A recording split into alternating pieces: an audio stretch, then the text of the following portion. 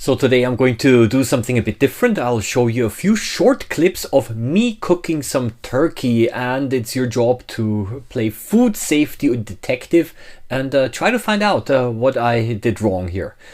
So hi, hello and welcome again, Microbehunter here, and today, well, it's time for a little challenge because I'm going to show you a couple of quick clips of me cooking my lunch, and somewhere in there I made a few classic mistakes that I've seen so many times other people making, and for this reason I would like to place a focus on these problems here. These are the kind of basically mistakes that look harmless at the moment, but they can actually cause some big trouble later. So here we go. Let's get started here.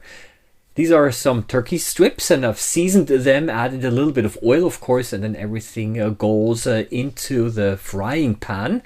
And yeah, I just let them sizzle a little bit for a few minutes, and after a minute or two I started moving them around in the pan, turning them so they're nice and brown on all sides. And because yeah, the turkey can look done on the outside, finished on the outside, yeah, basically I wanted to check if it's actually properly cooked through. So I do what many people do. I take one piece and I cut it open and quickly check the inside, and if it's still pink, well, then it's still raw, and I basically continue to cook it a little bit.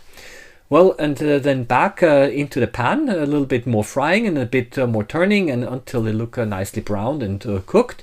And after that, I take the strips out, put everything into a bowl ready to serve, and some fried tomatoes and a bit of rice, and yeah, a few minutes later, it's lunchtime. Yeah, and maybe you can pause the video for a second. What did I do wrong here? Well, if you're not sure, then you can rewind the video a little bit and have another look. And look what the meat actually touches, right? Yeah, and I think I'm going to now reveal my main mistakes here. And obviously it's the problem of what we call cross-contamination here, because I took the raw turkey out of the ceramic pot and I put it into the pan to fry it, and then I did something that I should absolutely not be done. I put the cooked turkey back into the same pot that had the raw meat, and that's something that you should absolutely not do. And to make everything worse, I used also the same spatula throughout, and while I did wash my hands in between, there were other ways on how bacteria could have spread. Now that's a classic, it looks harmless, but it can actually ruin your day moment. And that's because the raw poultry, the raw meat, can carry bacteria like Salmonella and Campylobacter. And the problem isn't just that they're on the meat, but it's, of course, they're in the juices from the meat, and those juices, they love to hitchhike onto everything that you touch, the spatulas, the plates, the bowls, yeah, everything, the countertops, your hands, of course, as well. And that matters because these aren't just harmless kitchen germs, because if you swallow enough of those bacteria, then they can cause proper food poisoning.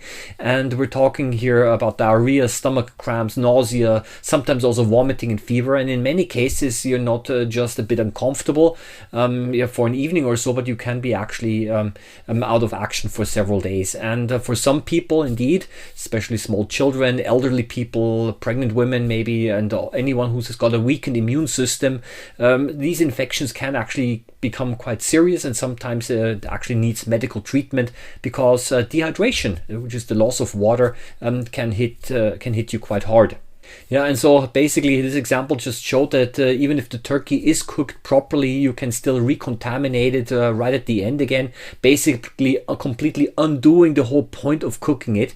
And there is the part that people often miss, is because hot food doesn't automatically disinfect everything that it touches. So if you drop cooked meat onto a contaminated plate or onto a contaminated container, then you're not just reheating the bacteria to death.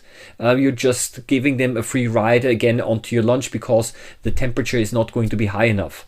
Now that's also why poultry packaging often has those warning labels. You're supposed to cook it thoroughly, avoid spreading raw juices, keep the raw and cooked meat separate, and so on. And yeah, they're not being dramatic about this. It's just a very common way how people can get themselves into trouble. So what should I have done instead? Well, raw turkey comes out of the pot, and the pot goes into the sink, or basically it stays stays on the so-called on the raw side of the kitchen, because what I like to do is I like to keep everything properly separated.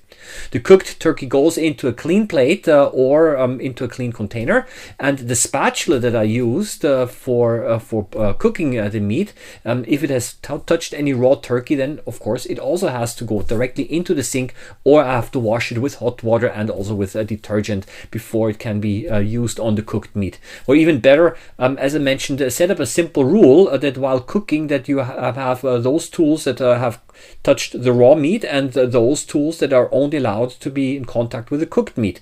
Because if something touches the raw poultry, well, it's not allowed to touch the finished food again, unless it's properly washed. So yeah, you can see it's quite a nice, delicious lunch, but the process had some mistakes in it, and I'm quite sure that you actually caught some of those. Yeah, and now I am curious, did you spot it on the first time watching? Did you find the mistakes right away? Yeah, I'd like to hear it in the comments. From me, that's all I wanted to share with you. A little bit of food safety is always a good thing to keep yourself healthy. I wish you all the best. Happy microbe hunting as always. Hope to see you again in the next video. Bye-bye.